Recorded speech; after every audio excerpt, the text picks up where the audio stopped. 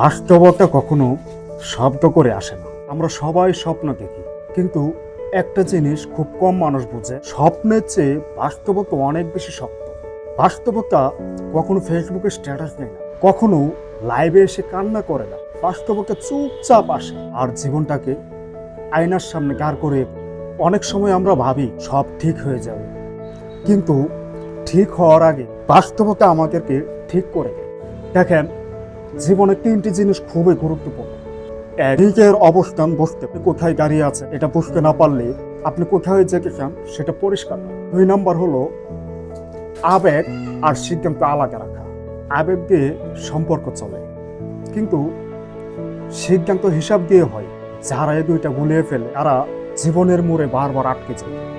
3 number হলো সময়ের মূল্য বোঝে।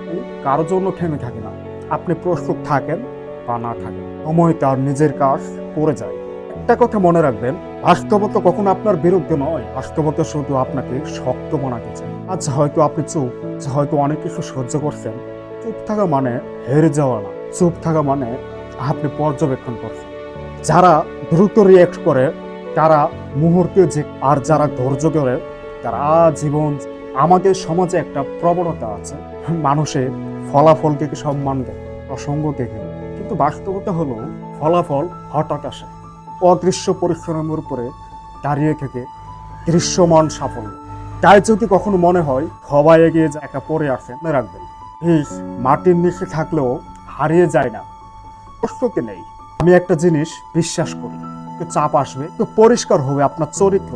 কারণ চাপ না থাকলে হীরা তৈরি হয় না, আর পরিষ্কার না হলে মানুষ পরিণত হয় না।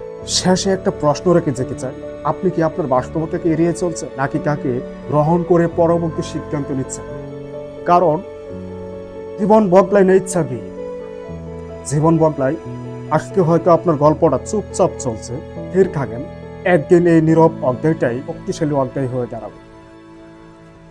ধন্যবাদ।